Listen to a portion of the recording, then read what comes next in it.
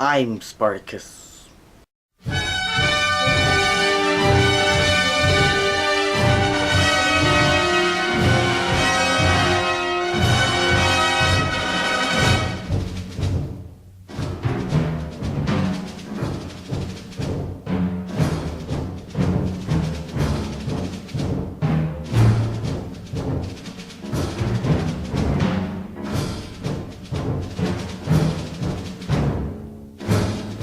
Now we're talking about the next Kubrick movie, Spartacus. It is from 1960 and stars Kirk Douglas and some other people I don't care about. So Spartacus is basically about this slave who gets sold to this slave owner who trains him and all his other slaves to become gladiators. And Spartacus kind of starts a revolt, and they all end up escaping this place, and they kind of create a slave army led by Spartacus. And I thought the idea was pretty interesting of a slave army going around, and I thought they could have done some really cool stuff with that. But I don't know, like the end part, there was a good battle in there, but I was really hoping for something a little better, because I feel like this idea they could have taken it some cool places and could have been a really good idea. Okay, so let's talk about what I didn't like in the movie. So there were some scenes in the movie, well, not scenes, but little like parts where like that's kind of cheesy, but I don't know. And some of these sound effects in the movie and the sound editing kind of felt really weird, like especially when people would scream. Like there was one scene in the movie where the people would get branded and they'd be like, ah, and then they'd just like stop. Like they would like, Arr! They wouldn't be like, ah. It was just kind of weird. And there's some other moments like that, but those aren't big issues, I guess. But just little things I noticed that were kind of weird. And I think though the biggest issue in the movie was some of the characters. The only character I really somewhat cared about was Spartacus, and even he wasn't the most interesting character in the world. Everybody else I really didn't care when they were on screen. I'm just like, ugh, I don't care what you're saying. And the love story in this movie was so weird. I didn't feel it at all.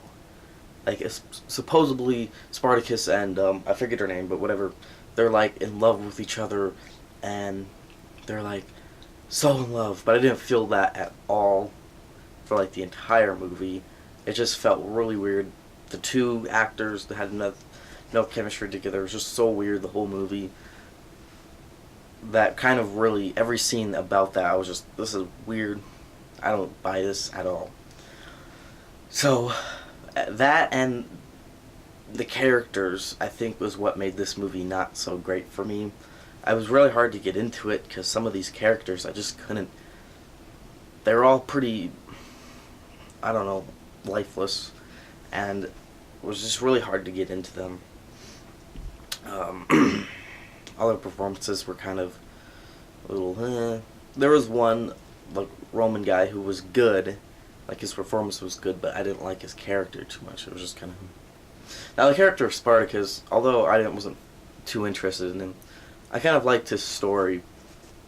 Starting off as just like a slave, and, you know, starting to lead these slaves into a great army, and then becoming such like a beloved person that all your followers kind of would, you know, stand up for you and protect you like that. I think that was kind of interesting, but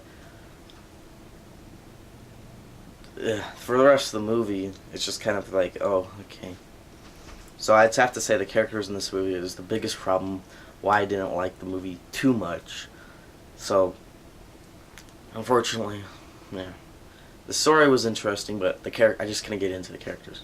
So visually, the movie was pretty good. There were a lot of cool costumes, cool sets, which is what you expect in a historical piece. Like, when I watch a historical movie, I want the sets and costumes to look real, to look good, Because if it doesn't look right, and it just feels like it's made on some soundstage in 1960s Hollywood, it just kind of takes you out of the movie, and you're like, because I've seen movies like that, but here they do a good job. They all look really, the costumes all look really great. My favorite part of the movie was the final battle at the end. All of it is shot really well. Like one part when the Romans are in their little formations and stuff, it's shot, it's all like really far away shot, and you can tell it was, you know, real people doing these really cool like formation movements. And if that scene was shot today, they probably would have just either done it all in close up, so like they have 5 people, so you get the idea that they're moving, but you don't really see this whole massive group moving, or they just would have done it with CGI and, you know, not have to pay all those people. But I guess they'd have to pay that. Whatever. They'd be like, let's just do it with computers. But no, it was cool here because, you know, they have this huge group of people moving in these like formations. I thought that was kind of cool. And the whole battle, you know, it's not all close up like it's all pretty good shot. I mean, sometimes they have it like zoomed in for some reason, and then someone would run past the camera and then it would kind of like block the whole shot. That was kind of weird. But other than that, it was all pretty good. There's also some really cool things they did in the battle scene. Like they had these giant things of fire rolling down a hill.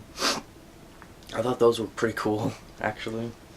And they were really these real things on fire too. Like, it was pretty cool. And once in one shot, this guy cuts a guy's arm off, and it just started bleeding. And you can tell it was all practical because they didn't have computers back then. Like, they didn't, you know, have CGI back then. It actually made me go, what? Because it was so cool. Because it's like they did that back in the 60s. And I'm like, wow, that's kind of amazing. I still don't know how they did that. It was pretty cool. But other than that, the movie was kind of a little boring. You know, and I have nothing against like 3-hour movies like this. Like 10 Commandments, I love 10 Commandments. But you really have to have very interesting characters to keep someone in a movie like that for 3 hours. With, you know, little action. Because with a 3-hour movie, you got, if you don't have great characters, it's got to be action so you can at least somewhat care. And if you don't have any action, you have to have great characters.